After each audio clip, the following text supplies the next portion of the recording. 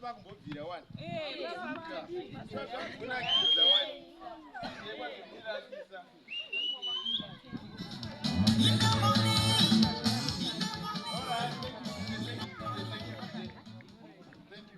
Right, pai tasina botara tiswana naditi tangopinda. Right, inonzi Gwanzi TV comedy. Tuya vantu vamunoona tuya. Vamwe vachikwende tuye kuedita. Kwende tuye kudiyo mwaita hatukuri. Ndituwo tu. Vari kutaura vana. Vari kuidhedhi. Dhedhidofo. Ndo baba vavo vanavo. Agara pasuri. Anonzi Tino. Ndo bhudhi vavo. Aya matwinza. Uyo anonzi Promi anonzi Aisha. Promi katinakidze vanhu.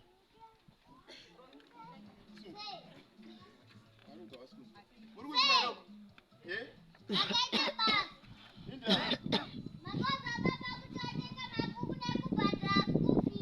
Zvakanaka mwanangu. Chiko chasara naye mwanangu.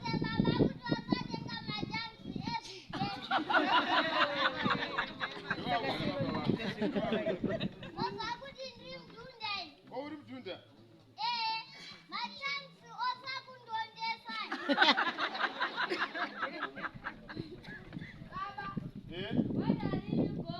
Gokwe. Gokwe ndoenda nhasi manheru mwanangu wangoti. Ndokuigira mwanangu, ndokuigira.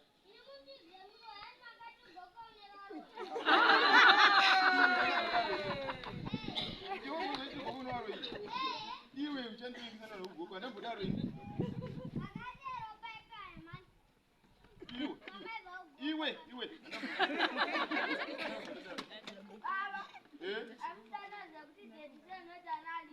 Kuti date nekuti papa zvakangofanana Tino. Ndodai. Ningaramba kuti date. Haina nditi date, wana date ndeutaundi date wasaka na moja.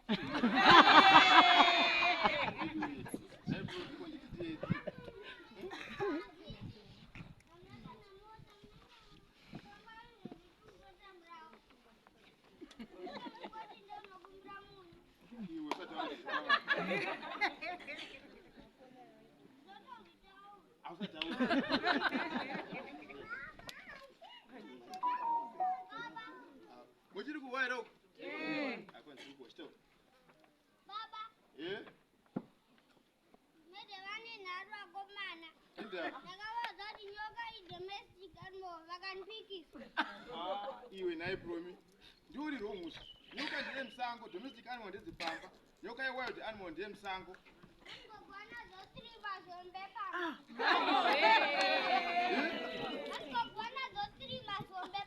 Iwe kuti mai vangu vane nyoka nini?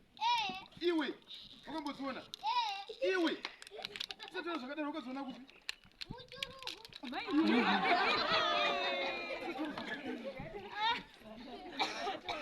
Salato ye!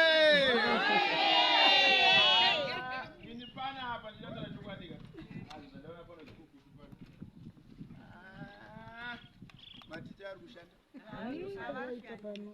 Beri kusafara nyasa chapu. Sezvairi.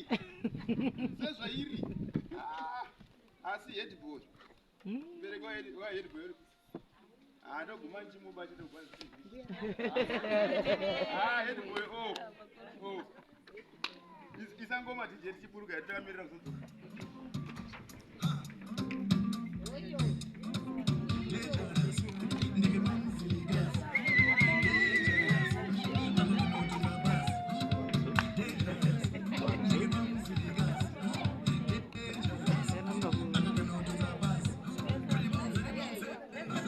Ceremony ku graduation kuti sina mask.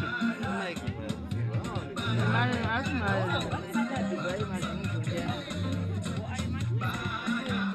Twaro wadesu. Ndoweza. Ngomba mtoto wa mimi.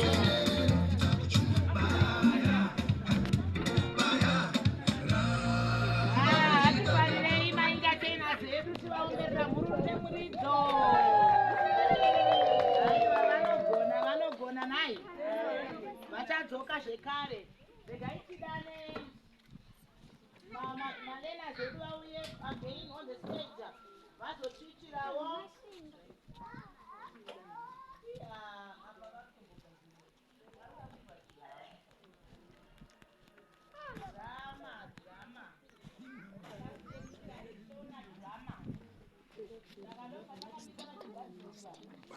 Waifana